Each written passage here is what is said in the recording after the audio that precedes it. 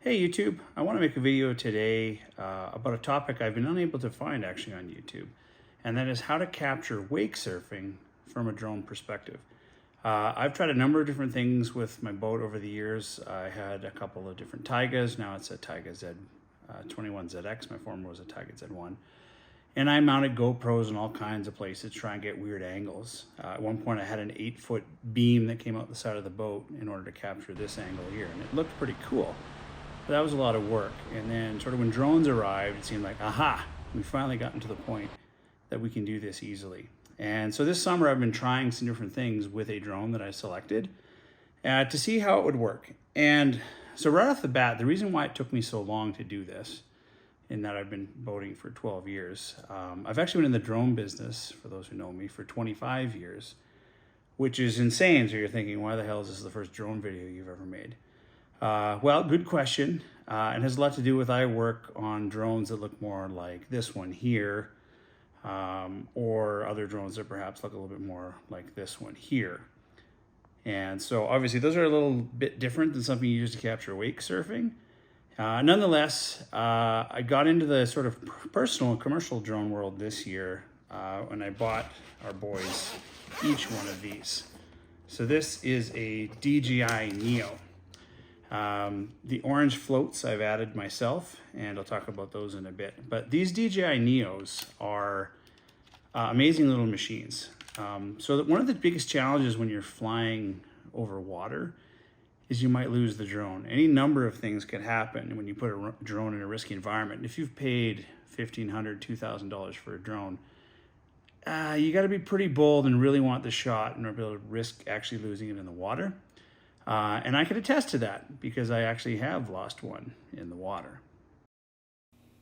So I was actually trying to retrieve the drone here in this case, and the wind, it seemed, just started to push it, and you can tell by the angle on the lens. It's just struggling, and I can't command it up anymore, and then it just is done for.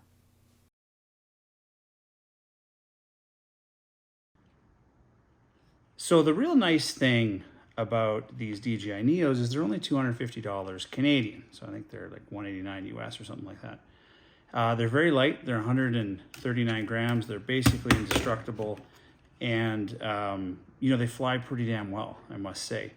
And so I bought one of these with the FPV controller, which I'll show you here in my other case. There's the other drone for the other kid. So you have this motion controller for your hand, which allows you to fly just by movements like this, and then throttle control like so. And of course you have the FPV goggles. So I tried this on the boat the very first time, which is ultimately what resulted in losing the first of our drones. And the reason why is because these capture inertial movements. So as this headset's moving, because you're in the boat too, right? As this thing's moving, the drone starts to move with your head, as well as starts to move as your hand, because your hand's physically moving in 3D space across the earth, right? Once you reach a steady state, you can kind of start to use it again, but it's very difficult and very challenging. And so I didn't find that that worked particularly well. So after I lost the first drone, that's when I bought these floats. And I'll put links to everything I talk about here today. So these floats I found, they're very lightweight. I mean, they're grams each, right? But the idea is these will allow the drone to float if it lands in water. The drone itself may be a write-off, but at least you'll be able to get the footage off of it, because my last drone sunk and I never got the footage. And I was more upset about losing the footage than I was about losing the drone.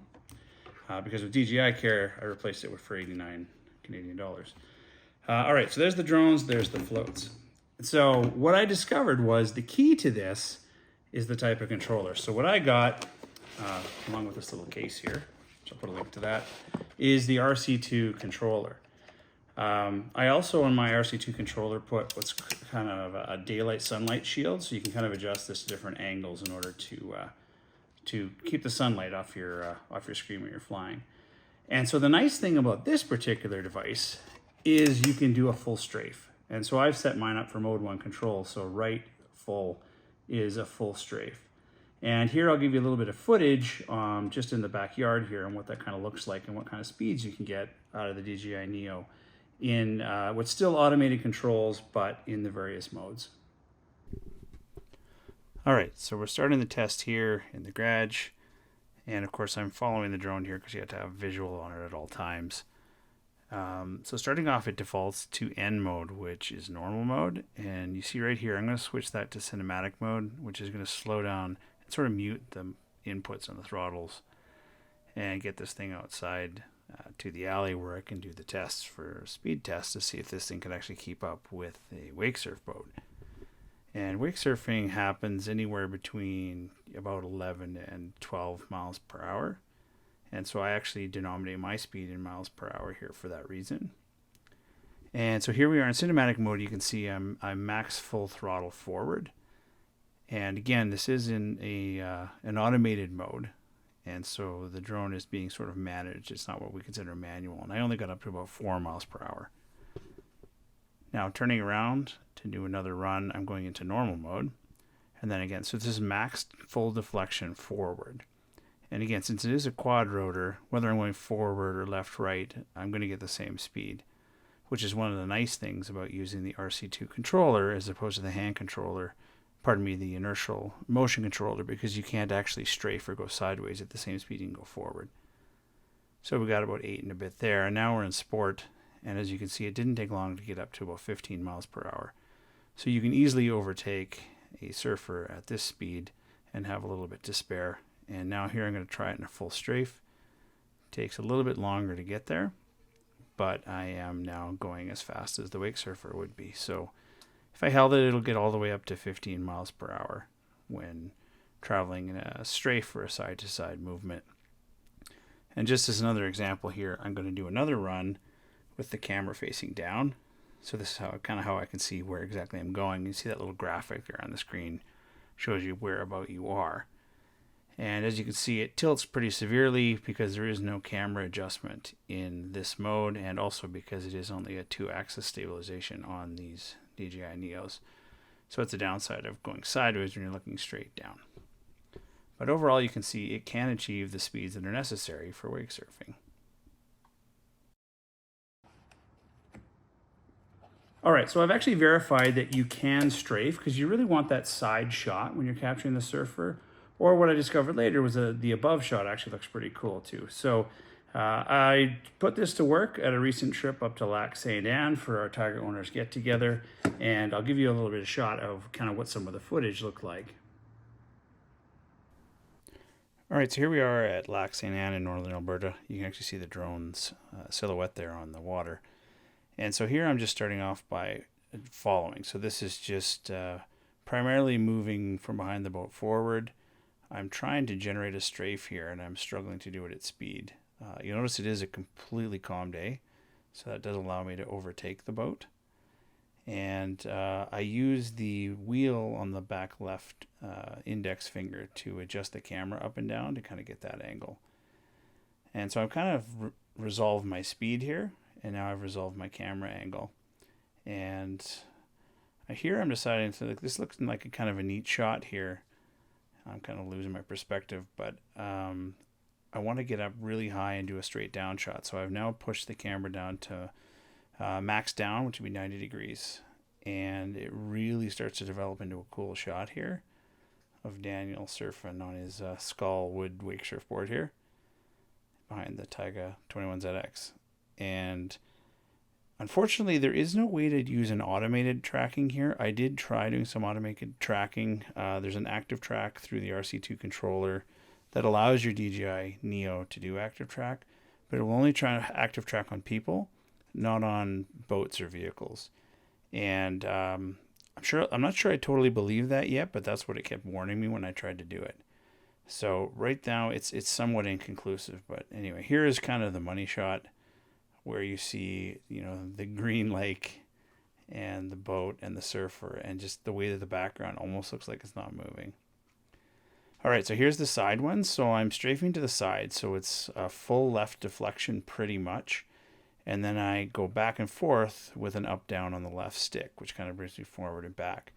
And you kind of just develop a feel for when you have to make these minor adjustments with your fingers. You can see me sitting on the port side, just behind the tower there. You can kind of see the hand controller. And the nice thing about this is I can sit in any orientation. I don't have to worry about the inertial movements. So here we get a great shot, and I get shocked here because the drone actually almost got hit by the wave. I ended up at about 3 feet, which one of the downsides to strafe and elevation being on the same one. Now here's just a really cool shot, and as you kind of start getting better at it, you can generate these really cool kind of passes where you're kind of coming at the boat or coming at the surfer. And here we go. So that one was pretty wild too. So in the end, I'm really happy with the type of footage I can get from the DJI Neo. I don't have to worry about a great expense if I lose these. They fly pretty well, but if you have any amount of wind, I'd probably keep them grounded. And kind of last but not least is when you're taking off and landing from a boat, which is, you know, heaving and moving and things like that, the drone won't let you take off when you're going quickly, but as soon as you've slowed down, it'll allow you to take off, so that's nice. And in order to retrieve the drone, you just have to grab it and flip it upside down. That is probably one of the best features about these. You kind of can't hurt yourself with this thing versus something like a Pro Mini 4 or even a Mavic. You know, it's got those spinning blades and you have to try and grab that thing out of midair, which is dangerous, or try and land it on a moving platform, which is your boat. Again, it's prone to risk and damage. Where this thing, you really can't damage it. You can just sort of fly it into the back seat and it'll just fall and be okay if you had to. Make sure you set your return home to hover, because if you do lose link, this thing will go back to where you started. Happened to me once. And also you need to set your max range to infinite, because if your boat starts 2 kilometers away and you're moving down the lake at 11 to 12 miles per hour, it doesn't take long to get, you know, over a kilometer or so from your return home, or from your start point, pardon me. And then the drone will just stop on you. So that happened to me as well, and it kind of freaked me out. So those are the things I've learned about the DJI Neo and using it to capture wake surfing. If you want to get really extreme, and I haven't done this, I think you can go into a full manual mode and you'll be able to control this without the inertial headset, but just the normal FPV. You can probably get some pretty wild shots at some much greater speeds. So with that, good luck with your drone capture. Hope you found this video useful, and hope you enjoy wake surfing.